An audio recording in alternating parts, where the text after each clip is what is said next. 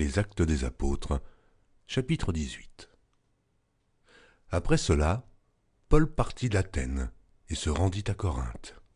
Il y trouva un juif nommé Aquilas, originaire du Pont, récemment arrivé d'Italie avec sa femme Priscille, parce que Claude avait ordonné à tous les juifs de sortir de Rome.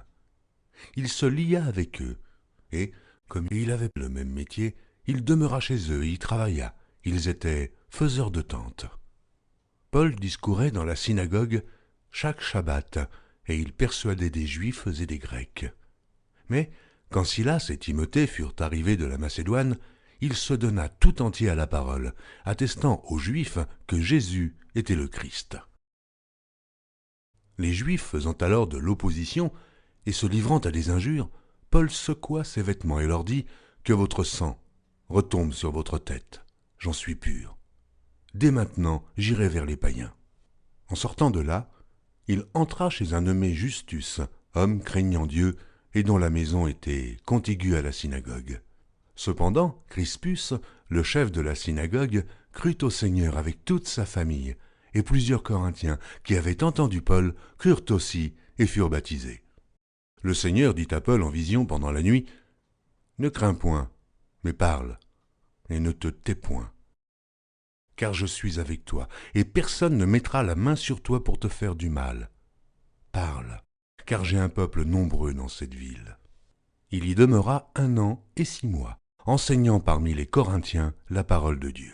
Du temps que Galion était proconsul de l'Achaïe, les Juifs se soulevèrent unanimement contre Paul et le menèrent devant le tribunal en disant « Cet homme excite les gens à servir Dieu d'une manière contraire à la loi. » Paul allait ouvrir la bouche lorsque Galion dit aux Juifs « S'il s'agissait de quelque injustice ou de quelque méchante action, je vous écouterais comme de raison aux Juifs.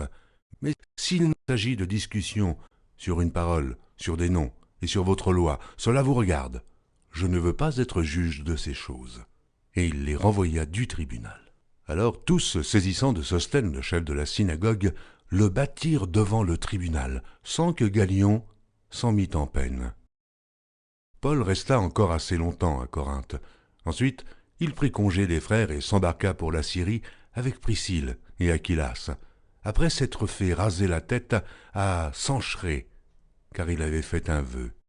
Ils arrivèrent à Éphèse et Paul y laissa ses compagnons. Étant entré dans la synagogue, il s'entretint avec les Juifs, qui le prièrent de prolonger son séjour.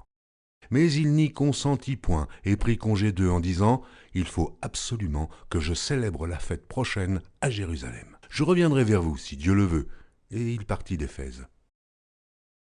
Étant débarqué à Césarée, il monta à Jérusalem et, après avoir salué l'Église, il descendit à Antioche.